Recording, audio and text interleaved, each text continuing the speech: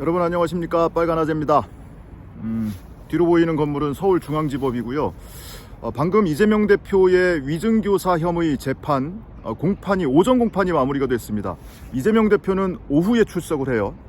그래서 오전엔 출석하지 않았는데 오전에 어떤 일이 있었냐면, 이재명 대표는 위증교사 혐의로 기소가 돼 있고 또 위증 혐의로 함께 기소되어 있는 피고인이 있죠.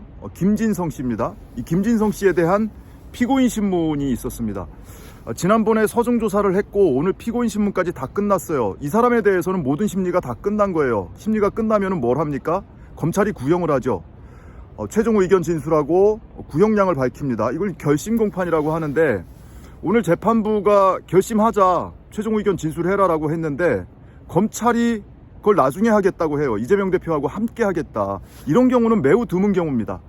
재판부도 결심을 하자고 하고, 그리고 이 김진성 씨 측 변호인도 오늘 결심을 하자고 하거든요. 근데 검찰이 고집을 피우는 거예요. 나중에 이재명 피고인과 함께 하겠다. 보통 이제 재판 이렇게 변론 분리해가지고 진행하는 경우, 함께 기소되어 있는 공동 피고인인데 한 명은 인정을 하고 공소사실을 인정하고 한 명은 부인하고 있는 상황이잖아요. 그런 경우에 재판부가 결심을 하자고 하면 검찰이 안 할 리가 없거든요. 오히려 재판부가 결심을 나중에 한꺼번에 하자고 하는 경우는 왕왕 있어도 이런 경우는 매우 드문 경우입니다. 검찰이 나중에 하겠다, 결심을 나중에 하겠다. 검찰은 이미 공판카드에 김진성 씨에 대한 구형량까지 기재를 해놓고 있을 겁니다. 얼마를 구형하겠다. 그걸 읽기만 하면 되는데, 이 결심을 미루고 구형을 미뤄서 검찰이 이득 볼 게 없거든요. 딱 하나밖에 없습니다. 오후에 이 김진성 씨에 대한 증인신문이 예정되어 있습니다. 오후에는 이재명 대표 측도 출석을 하고, 이 피고인인 김진성 씨가 본인에 대한 심리는 다 끝났고 이재명 대표의 위증교사 혐의에 대한 증인으로 출석을 하게 되는 거거든요. 그러면은 증인신문 과정에서 김진성 씨 입장에서는 본인에 대한 심리 다 끝났어요. 그리고 검찰이 얼마를 구형한다 라는 의견 진술까지 다 끝났어요. 그러면은 부담을 덜죠. 홀갑을 하죠. 그 상태에서 혹시 애매한 부분에 대해서 오히려 이재명 대표 측에게 유리하게 증언을 할 수도 있죠. 지금 법정에서의 태도 보면 그럴 가능성도 별로 없지만, 검찰은 그런 가능성까지 상정해 놓고 대비하고 있는 것이다.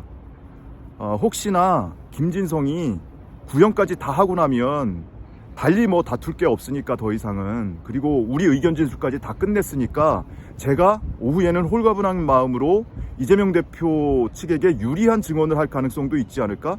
그래서 그럴 가능성을 애초에 차단하겠다라는 것 외에는 달리 이유가 설명할 길이 없습니다. 아무튼 재판부도 결국 그것을 받았어요.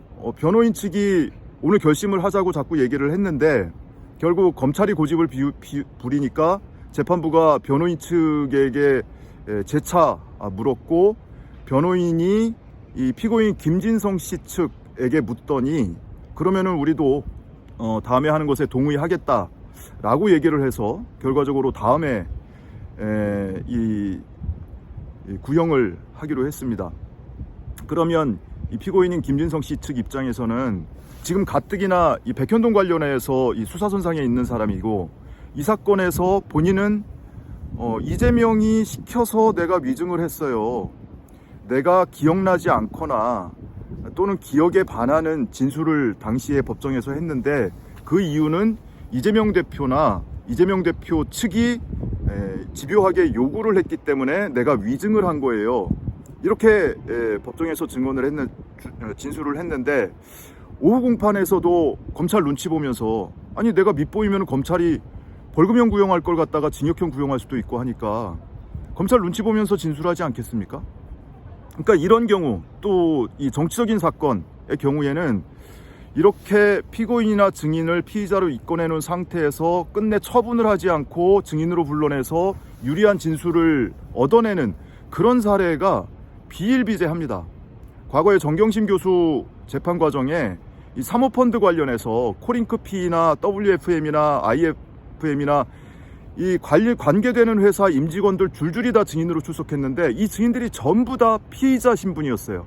그러니까 입건만 해놓고, 입건하고 나서 수사 마치면은 기소를 해야 될 거 아닙니까? 근데 정작 기소도 안 하고 그렇다고 무혐의 처분으로 종결하는 것도 아니에요. 그냥 피의자 신분으로 애매한 상태로 묶어둔 채로 다른 사람 법정에 증인으로 출석을 시켜. 그러면 그 증인들이 본인 죄를 덜고 검찰 입맛에 맞는 증언을 쏟아낼 수밖에 없잖아요. 정경심 교수 재판 끝난 지 한참 됐는데 이 코링크 피의 임직원들을 비롯해서 관련 회사들 임직원들 기소됐다는 얘기 여러분 들어본 적 있으십니까? 수사 안 하잖아요. 기소 안 하잖아요. 그들이 제3자 입장에서 보면 검찰 입맛대로 증언을 했거든요. 이런 일이 지금 계속 반복되고 있고 이 이재명 대표 법정에서도 그와 같은 상황이 재현되고 있다. 아마 이 오전 공판은 이재명 대표가 출석하지 않기 때문에 뭐 이재명 대표를 지지하거나 응원하는 시민들의 모습도 보이질 않았고, 그리고 일반 방청객도 한 명도 없었어요. 저 외에는 한 명도 없었고 기자들만 한 10명 가까이 있었는데 이재명 대표 측도 오전에 이런 일이 있었는지 아마 지금 모르고 있을 겁니다. 그 상태로 오후에 출석을 해서 이 공동피고인인 김진성 씨를 상대로 증인신문을 하게 될 텐데, 이와 같은 상황이 있었다는 사실을 지금 알고 와야 하지 않을까 하는 생각에 지금 부지런히 지금 방송을 켜서 여러분께 오후 공판 소식 전해드렸습니다.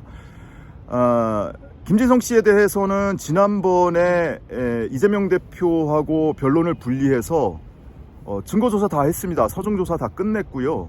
오늘 그 피고인 본인에 대한 피고인 신문을 진행을 했고, 뭐 진술 거부권을 전혀 사용하지 않았고요. 검찰이 유도신문 하는 대로 조차서 그렇게 증언을 했어요.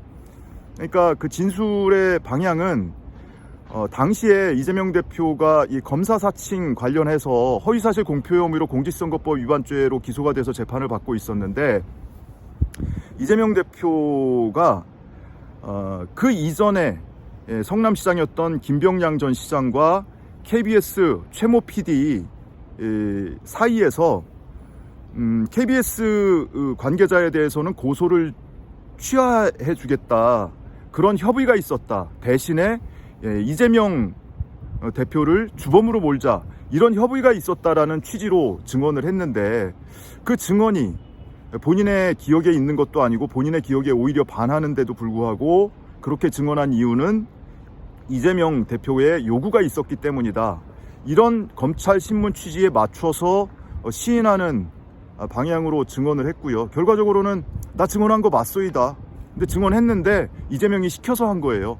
이런 증언을 한 거예요. 그러니까 이재명 대표는 그 증언을 시켰다, 허위 증언을 시켰다라는 혐의로 기소가 돼 있으니까 검찰 입장에서는 가장 특급 도우미 역할을 하고 있는 증인이자 피고인이 되는 거죠.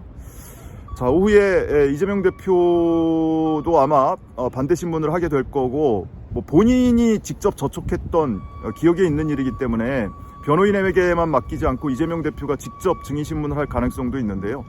이 오후 증인신문 소식까지 꼼꼼히 한번 챙겨본 뒤에 저녁에 여러분께 오후 공판 소식도 전해드리도록 하겠습니다. 고맙습니다.